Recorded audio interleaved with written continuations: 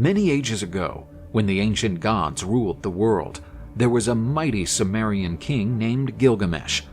While ruler of the great city of Uruk, Mesopotamia, Gilgamesh built magnificent ziggurat temples, surrounded his city with high walls, and planted many orchards of rare fruits. But Gilgamesh was no ordinary man. He was a demigod, son of the priest-king Lugalbanda and the goddess Ninsun. Gilgamesh was an exemplary creature, taller than all other people, with magnificent beauty and uncommon physical strength. Even though he was a demigod and had a longer than normal lifespan, Gilgamesh was not immortal. Despite his physical qualities, Gilgamesh had an arrogant personality and acted as a proud and haughty tyrant. With no one to stop and challenge him, he abused his authority as king, demanding to be idolized by the people and ordering the construction of monuments in his honor. And he seduced any woman who attracted him, even if she was of the nobility or married. The population of the city of Uruk gradually began to despise the king. In their prayers to the gods, they begged to be saved from Gilgamesh's cruelty and lewdness. The powerful celestial god Anu felt pity for the humans and ordered Aruru, the goddess of vegetation, to engineer a creature to rival Gilgamesh. Using a portion of clay, the goddess Aruru fashioned a hybrid being, a mixture of man and animal, named Enkidu. With a hairy primitive appearance and bull's horns on his head, Enkidu lived like an animal in the woods and plains of Sumer. He ate grass next to the gazelles and drank water from rivers side by side with lions. All the animals knew and obeyed Enkidu. He became a protector of wildlife, but did not know how to approach human beings. Upon hearing stories about the appearance of a large and strong man, Gilgamesh decided to send Shamat, a priestess from the temple of Uruk, to inquire into the case and try to seduce that mysterious man. The goal was to take away his purity granted by the goddess. To the priestess's surprise, Enkidu was as impressive as Gilgamesh, and she quickly fell in love with him. After 7 days and 7 nights of sultry love, Enkidu became civilized. He learned to wear clothes and eat food like humans. After that, Shamat told him about the existence of Gilgamesh and his reign of tyranny. A great wedding was about to take place in the city of Uruk. But, as usual, Gilgamesh appeared and demanded to possess the bride before the wedding. To the relief of the bride and groom, Enkidu appeared from among the crowd. He had arrived in the city, guided by the priestess Shamat. Gilgamesh and Enkidu entered a furious argument about the disrespectfulness of interfering in a marriage of two people who loved each other. For the first time in his life, Gilgamesh found someone able to strike back at him. This made him angry. Anticipating the ensuing mayhem, the crowd quickly moved away from the scene, leaving the two giants face to face. Gilgamesh was the first to resort to violence.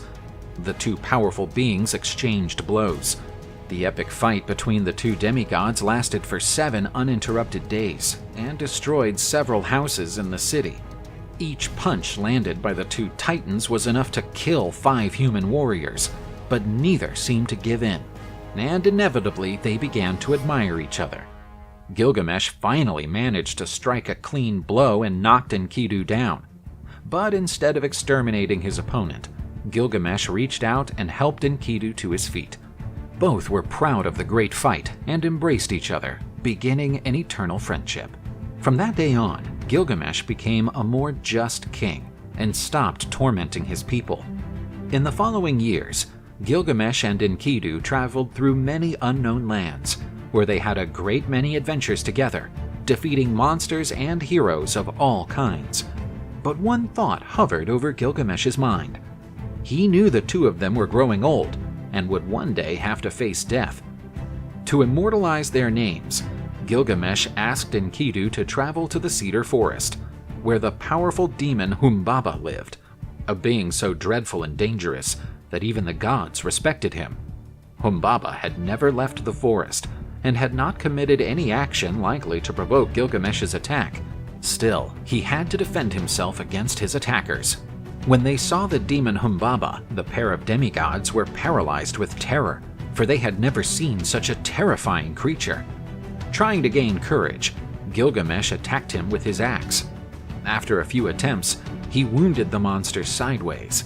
Enkidu used a spear to deliver the fatal blow to Humbaba's throat, ending the nightmarish bout. Before dying, Humbaba cursed them both, saying that one of them would die as punishment for what they had done. Although Gilgamesh and Enkidu had accomplished a great feat, Humbaba's death angered the gods. Still, Gilgamesh and Enkidu returned to the city of Uruk, where they planned to celebrate the event. But an unexpected guest appeared during the party. Ishtar, goddess of love, beauty, war, and fertility, was impressed by Gilgamesh's handsomeness and strength, and decided to make him her lover. Despite her enormous charm, Ishtar failed to seduce Gilgamesh. He rejected her, claiming that he was aware that all of Ishtar's other lovers had died horrible deaths. Ishtar was furious at Gilgamesh's boldness and swore revenge. Ishtar asked her father, the celestial god Anu, for help, begging him to send the most powerful creature of all to kill Gilgamesh and Enkidu. The god Anu sent the bull of heaven to earth to destroy the city of Uruk and Gilgamesh. The bull came down from heaven, bringing with it 7 years of famine and natural disasters, such as hurricanes and earthquakes. The people of Uruk quickly pleaded with Gilgamesh and Enkidu to destroy the celestial beast. The huge confrontation between the two demigods and the strong divine bull shook all of Mesopotamia. Gilgamesh and Enkidu used the same weapons with which they defeated the demon Humbaba, and together they killed the bull of heaven. As a sign of contempt, Gilgamesh cut off one of the bull's legs and threw it at the feet of the goddess Ishtar, who was watching the fight from a distance.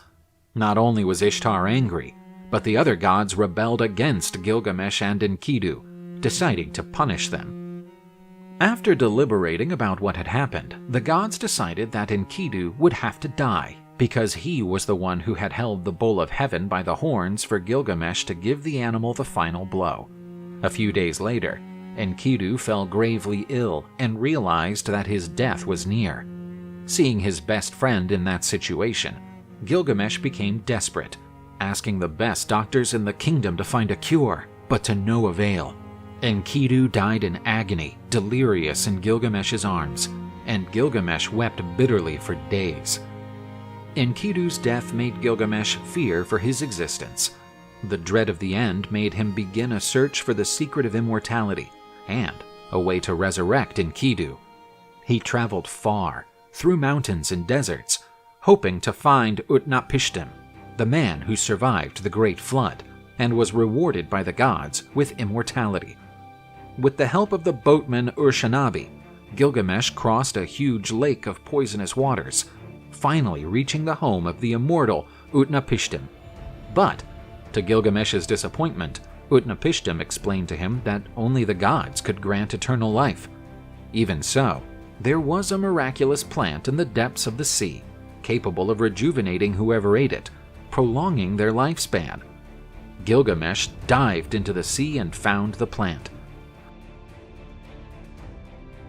But when he returned to the surface, he left it on the banks of a lake while he bathed to purify himself from the long journey. And something terrible happened.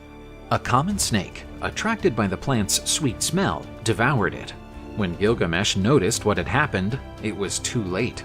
He found the snake's dry skin, indicating that the animal had rejuvenated. Gilgamesh concluded that no man, no matter how strong and rich he may be, can defeat death, and he accepted his end. He returned to Uruk and, for the first time, noticed how magnificent and enduring his city was. His legacy as a good king would be the closest thing to immortality he could achieve.